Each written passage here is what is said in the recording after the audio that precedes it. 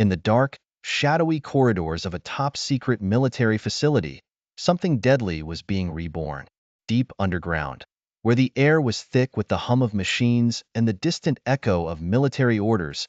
A new breed of soldier was being prepared for war. A soldier who had once lived, fought, and died, only to be brought back with one mission: eliminate the target, no matter the cost. John Keller was not just any soldier. He was the best. Once a decorated war hero, now a ghost in the machine.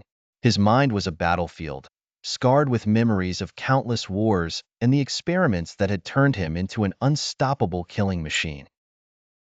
The program had reanimated him, enhanced him with cutting-edge cybernetic technology, and stripped him of everything that made him human, except his instincts. The world outside the facility was on the brink of chaos. A rogue nation had taken control of a nuclear plant, threatening to unleash a disaster that would make Chernobyl look like a firecracker. No conventional team could handle this mission. It was a suicide run. That's why they called in Keller, the unseen soldier. Keller was dropped into the freezing wilderness surrounding the plant. The moment he hit the ground, his mind shifted into combat mode. He moved silently through the snow-covered forest, his breath barely visible in the frigid air. His enhanced vision cut through the darkness, locking onto every heat signature, every movement. He was the predator, and the enemy had no idea he was coming. Inside the plant, heavily armed guards patrolled every corridor. These men were hardened mercenaries, but against Keller, they might as well have been unarmed. He struck with the precision of a surgeon and the ferocity of a wild animal. One by one, they fell, never knowing what hit them. As he made his way deeper into the facility, the memories of his past life began to surface. His family, his comrades, the life he once knew. But Keller couldn't afford to let those thoughts distract him. He had a mission, and nothing could stand in his way.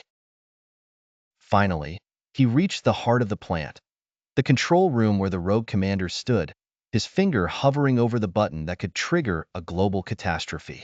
Keller burst into the room with a force that shattered the steel door. The commander's guards fired, but their bullets barely scratched Keller's reinforced skin. He tore through them, relentless and unstoppable. In the end, it was just Keller and the commander. The man sneered, confident that Keller couldn't stop him. But Keller wasn't here to negotiate. With a single, brutal motion, he snapped the commander's neck, stopping the launch and saving millions of lives.